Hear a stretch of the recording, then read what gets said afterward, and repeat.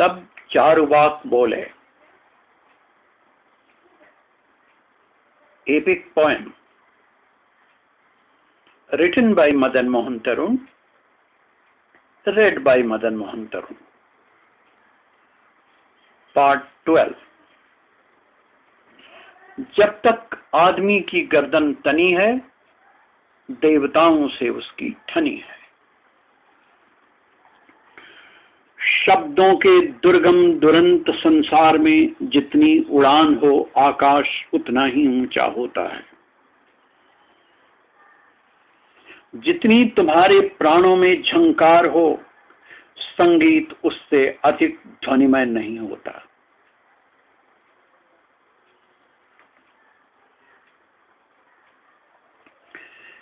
मंत्र पाषाण खंडों के लिए नहीं होते बंधु।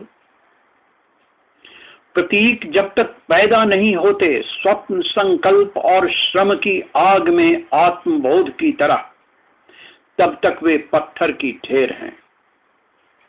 उनसे चाहे जानवर भगाओ या फल तोड़ो, वे नहीं रचते सभ्यताएं संस्कृतियां। देह और देह के घर्षण से उत्पन्न होते हैं देह, किंतु व्यक्तित्व सर्जन तक की यात्रा दुरूह है बंधु। जीतने दो देवताओं को जमीन की माप का खेल, किंतु जब तक है आदमी के पास उसका स्वप्न, जब तक है उसके पास आशीर्वादों के विरुद्ध अपराजेय उत्तान ग्रीवा, तब तक वह अपराजेय है बंधु। जब तक गगन को कंपायमान करती गूंजती रहेगी उसकी वाणी, हमें आपका आशीर्वाद नहीं चाहिए। देवताओं के एको हम द्वितीयो नास्ति के जंगली उन्माद के खिलाफ तब तक अपराजेय है आदमी बंधु। प्रियवर, देवता चाहे और जो कुछ सहले, वह अपने से अधिक ऊंचाई नहीं सहता अपनी बराबरी तक तना कोई मस्तक। सुख के साधन से तनिक भी चमकती हो कोई आंख, देवता हर बहाने उसकी ज्योति चुराने आ जाएगा। तनिक भी हो शांति आदमी के पास, वह अपने भूखे अस्त्रों की भूख मिटाने आ जाएगा। जब तक आदमी की गर्दन तनी है, देवताओं से उसकी ठनी है। इतिहास गवाह है बंधु, आदमी ने कभी नहीं काट कर चढ़ाया अपना सिर देवताओं पर। आदमी जैसे ही अपना सिर कटाएगा, अपनी जिंदगी गंवाएगा। आदमी ने कभी नहीं उगाए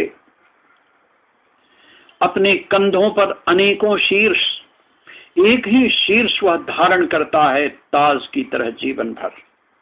वही है उसका सबसे मधुर गीत, वही उसकी सबसे ऊंची तान है बंधु।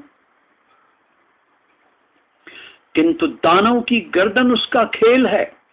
एक ओर वह अपना सिर देवता पर चढ़ाता है, नया आशीर्वाद पाता है, दूसरी ओर वह अनेक सिर उगाता है।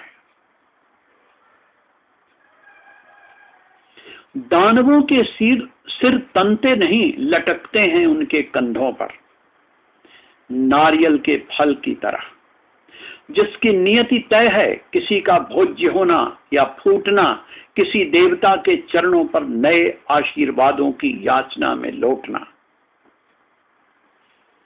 इसलिए दानव का सिर देवता की खेती है।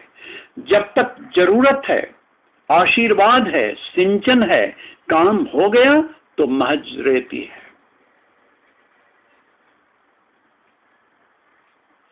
कभी किसी दानव को देवता से देखा है युद्ध में जीतते हुए बंधु? दानव जैसे ही सिर उठाता है, देवता अवतारी बन जाता है। जहां जीने की केवल एक ही शर्त होती है, मांग वरदान या छोड़ दे जहां। स्मरण रहे बंधु,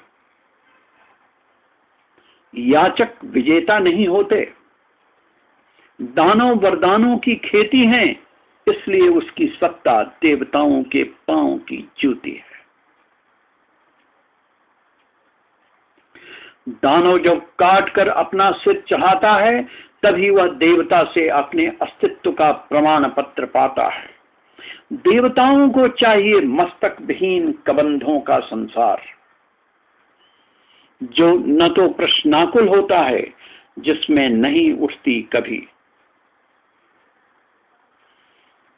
दमन के विरुद्ध विद्रोह की आंधियां, उससे चाहे विशाल आवास बनवा लो, चाहे कहीं आग लगवा लो। वह हरी भरी सभ्यताओं को बनवा लो स्मशान, उनका क्या, वे तो केवल कबंध हैं। किंतु बंधु, आदमी की दुनिया वहां से शुरू होती है जहां समाप्त होती है दानवों की कबंध सत्ता। यानी कबंध के बाद तनी गर्दन वाले तेजस्वी मस्तकों की दुनिया, जो स्वयं सम्राट है किसी भी दासता के विरुद्ध, किसी भी आशीर्वादी कुटिल संस्कृति के खिलाफ, जहां हर गर्वित गर्दन पर तने हुए मस्तक को कुचल देना सबसे बड़ा धर्म माना जाता है। यह वही सर्वदोहक जनसागर मंथन था बंधु, जिसे देवताओं और दानवों ने मिलजुल कर मथा, और आदमी के खिलाफ इस साजिश को देवताओं और उनके दलालों ने एक गरिमापूर्ण शीर्षक दिया, समुद्र मंथन।